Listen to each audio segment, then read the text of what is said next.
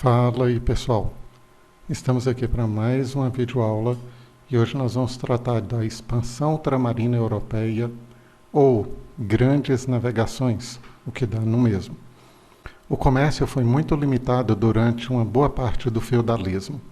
Com o renascimento comercial e urbano, o comércio volta a crescer, mas no final da Idade Média, a burguesia começou a achar que o comércio estava muito fraco e ela queria expandir. Então a ideia das grandes navegações é sair do território europeu e fazer comércio além mar, expandir o comércio para fora do território europeu. Essa é uma das bases que nós temos para as grandes navegações. Aquele que é considerado o fator principal para as grandes navegações é eliminar o monopólio italiano no comércio das especiarias das Índias. Então vamos entender o todo. Durante o período das Cruzadas, os europeus vieram até o Oriente. Inicialmente, eles saqueavam produtos aqui no Oriente e depois levavam para a Europa para poder revendê-los. Posteriormente, tornou-se uma prática comum ir até o Oriente, comprar especiarias no Oriente e revender essas especiarias. O detalhe que merece bastante atenção é que quem monopolizou esse comércio de compra e venda de especiarias foram os italianos, especialmente as cidades de Gênova e Veneza. Os italianos vinham até o Oriente, compravam especiarias, voltavam para a Itália e revendiam essas especiarias em território italiano. Resta dizer que o povo do Oriente não produz essas especiarias. Eles compram as especiarias das Índias e acabam revendendo para os italianos. A burguesia do restante da Europa desejava entrar nesse comércio que dava um lucro muito legal. Fala-se de lucro de 6.000%, 8.000% na venda das especiarias das Índias. Mas havia uma espécie de acordo entre italianos e o povo do Oriente para que eles negociassem apenas entre si. A burguesia europeia desejava participar, mas não conseguia comprar essas especiarias. Surgiram algumas ideias, como fazer uma rota inteiramente terrestre, ir até as Índias e comprar diretamente dos produtores. Rapidamente essa ideia foi descartada, levando-se em consideração todas as dificuldades. Atravessar territórios de povos estranhos, inimigos, enfrentar cadeias de montanhas, verões rigorosos, invernos rigorosos. Uma outra ideia que apareceu foi tentar fazer uma rota inteiramente marítima para se conseguir chegar até as Índias. E nessa proposta, apesar de ser muito difícil, os europeus viram que seria possível. Quando alguém consegue fazer essa rota, esse alguém consegue eliminar o monopólio italiano no comércio das especiarias. Fazer uma viagem tão grande como essa era algo extremamente arriscado e muito difícil.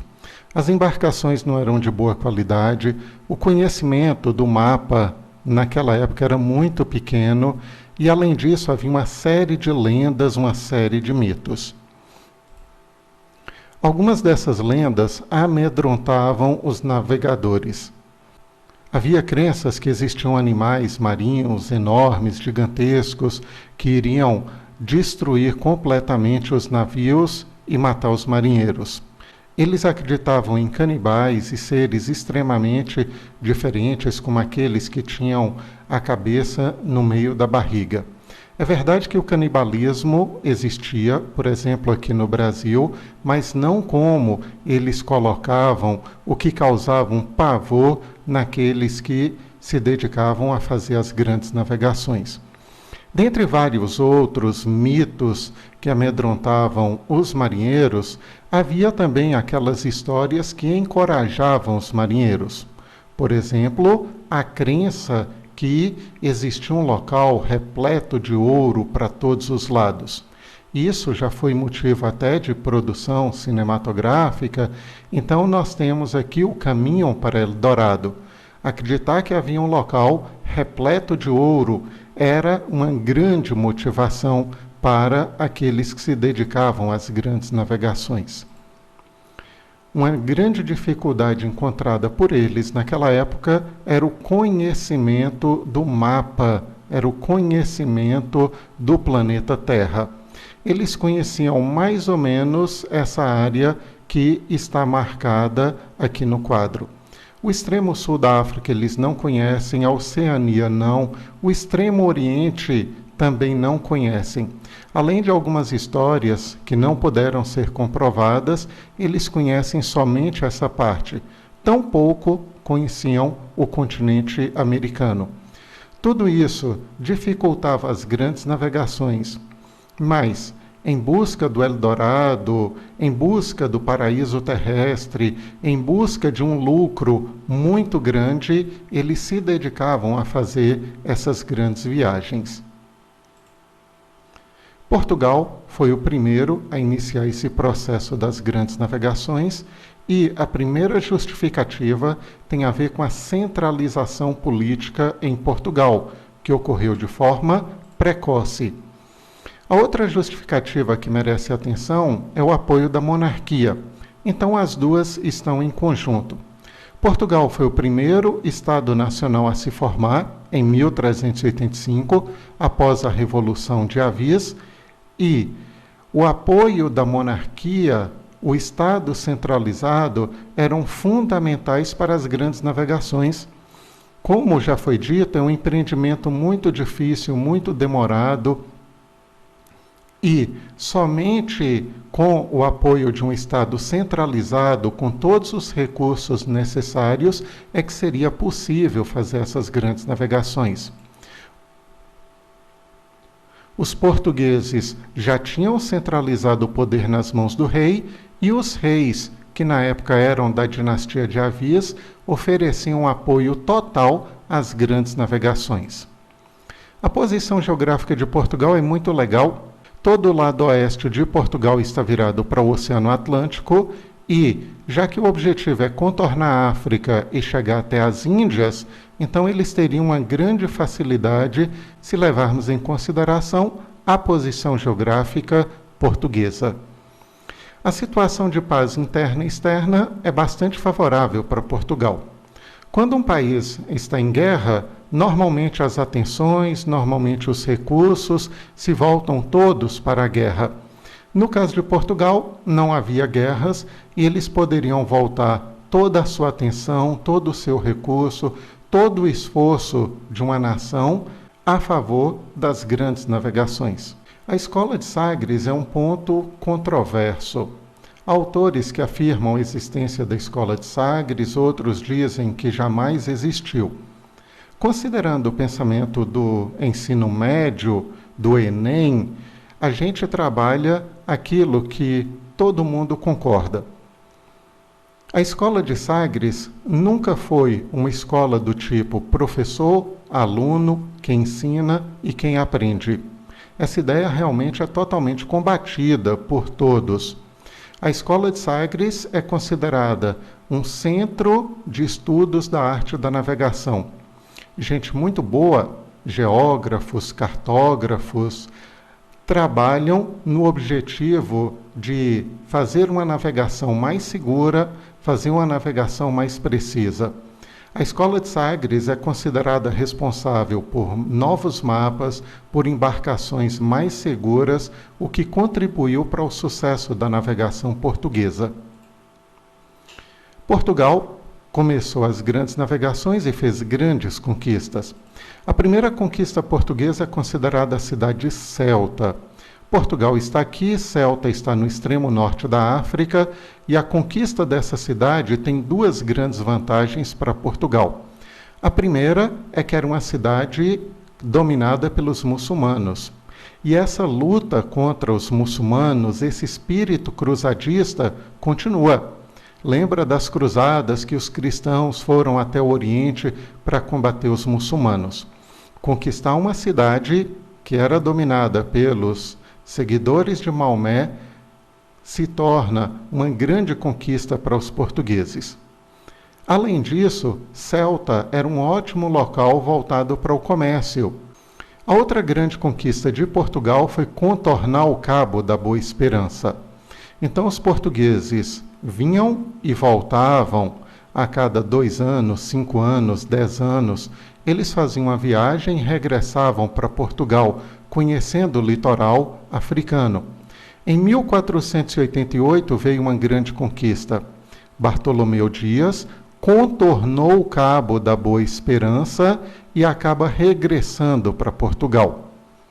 Essa viagem de Bartolomeu Dias tem uma importância muito grande porque pela primeira vez eles têm certeza que havia passagem para as Índias. Eles tiveram a certeza pela primeira vez que era possível contornar o continente africano. Cabo da Boa Esperança, que também é conhecido como Cabo das Tormentas. É nessa viagem que se conclui o chamado périplo africano. Périplo significa contorno de um continente.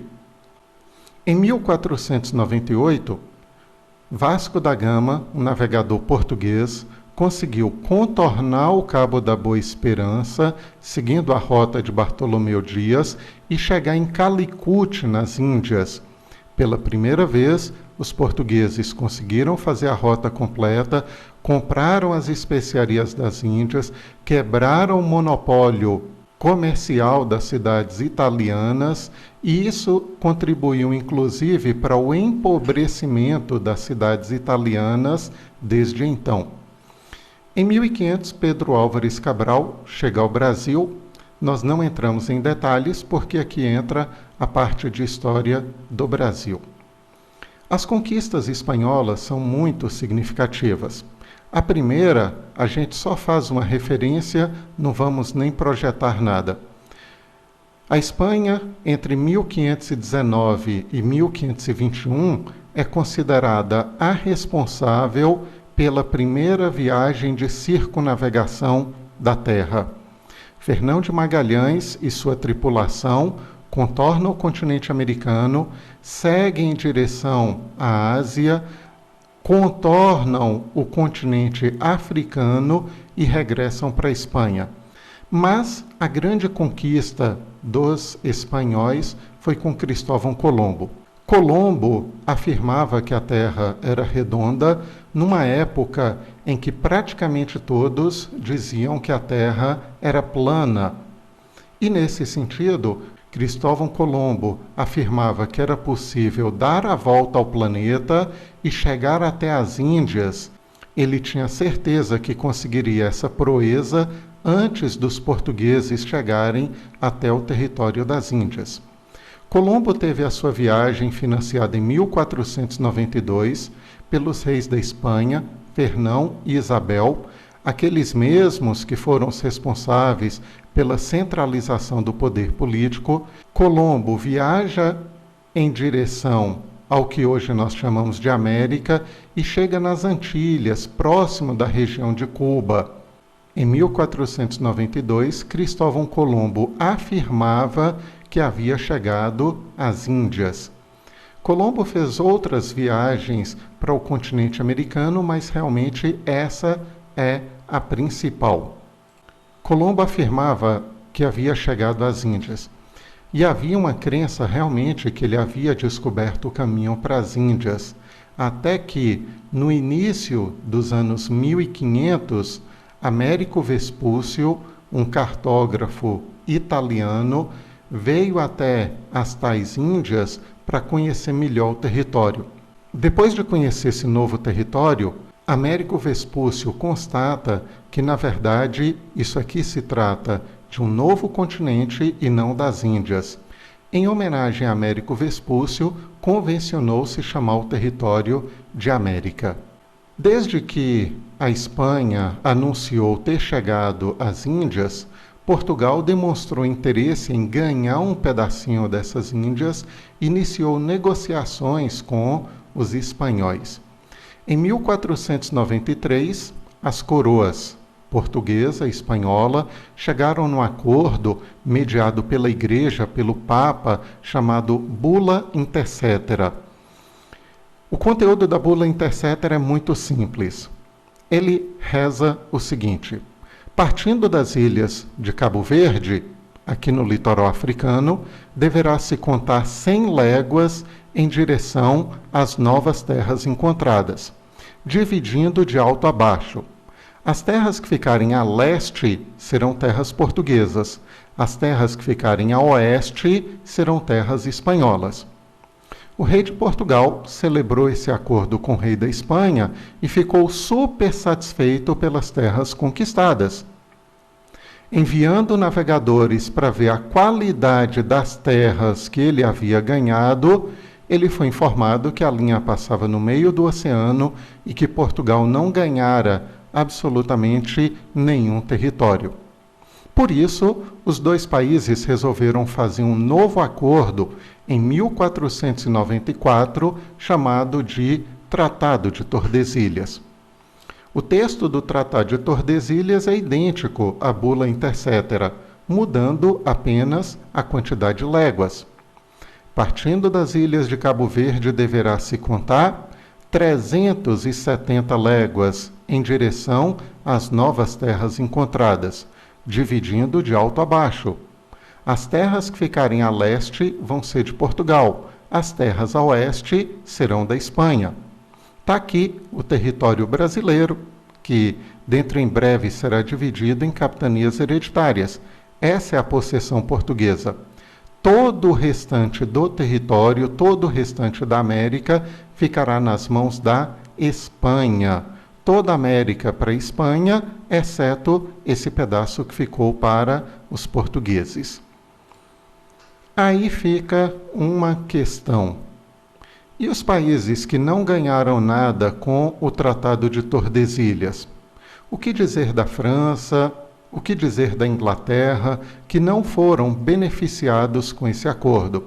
Essas nações vão aceitar esse acordo? Naturalmente que não. França, Espanha, Holanda, futuramente decidem fazer as suas navegações tardiamente e não reconhecem o Tratado de Tordesilhas. Ora, quem disse que o rei de Portugal e o rei da Espanha seriam donos de um continente inteiro? Baseado nessa ideia, esses países decidiram invadir territórios americanos e criar colônias. Aqui nós temos as 13 colônias que futuramente vão dar origem aos Estados Unidos e que são de propriedade da Inglaterra. Essa parte amarelada, colonização francesa. Aqui nós temos colônia francesa, houve as colônias pertencentes à Holanda. Enfim, aqueles países que começaram as navegações depois não aceitaram o Tratado de Tordesilhas, invadiram territórios na América e conquistaram colônias. As consequências das grandes navegações foram várias. As principais estão aqui. Em primeiro lugar, a formação de impérios coloniais. Vamos dar o exemplo de Portugal. Portugal tem um território considerado pequeno dentro da Europa e Portugal conquistou uma série de colônias. Poderíamos citar o Brasil, Angola, Guiné-Bissau, Moçambique, dentre outras. Só o Brasil era 30 vezes maior que Portugal. Então, Portugal cresceu muito o seu território, expandiu muito o seu território, tornou-se um verdadeiro império colonial. O retorno da escravidão é uma característica marcante desse período.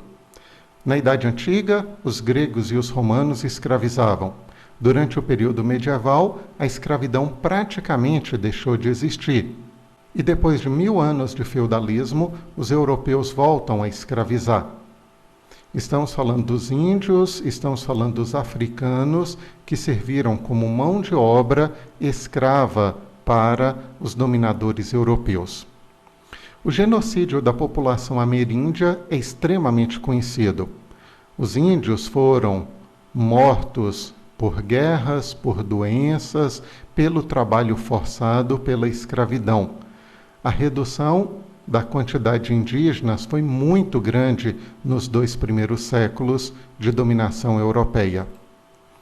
A revolução dos preços é um conceito e se diz que houve uma grande inflação na Europa devido à grande entrada de metais preciosos provenientes da América, especialmente o ouro do México e a prata do Peru. Como assim?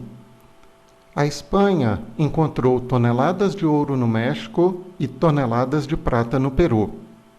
E dessa forma levou esse ouro, essa prata, para a metrópole, transformando em moedas. A grande circulação de moedas, o grande aumento de moedas em circulação dentro da Europa levou a uma grande inflação que ficou conhecida como Revolução dos Preços. Revolução comercial é outro conceito bem conhecido, bastante conhecido. É o momento da consolidação da atividade comercial. No início do capítulo, eu disse para vocês que os europeus achavam que o comércio estava muito limitado, eles queriam expandir o comércio.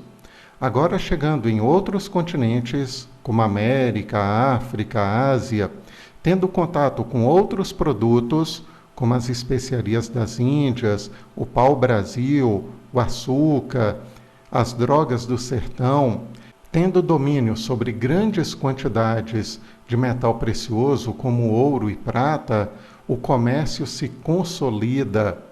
Esse momento de consolidação do comércio é conhecido como Revolução Comercial. Outra consequência das grandes navegações foi a mudança do eixo econômico.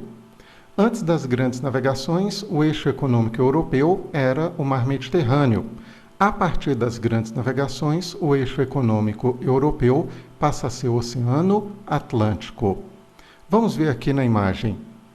Gente, antes das grandes navegações, os italianos passavam pelo Mediterrâneo, compravam as especiarias nas Índias e voltavam pelo Mediterrâneo para revendê-las em território europeu. Depois das grandes navegações, ou a partir das grandes navegações, o que é principal é o Oceano Atlântico. Então, os europeus usam o Atlântico para virem para a América, para virem para a África e para seguirem em direção às Índias. Pois é, pessoal, essa é a aula sobre grandes navegações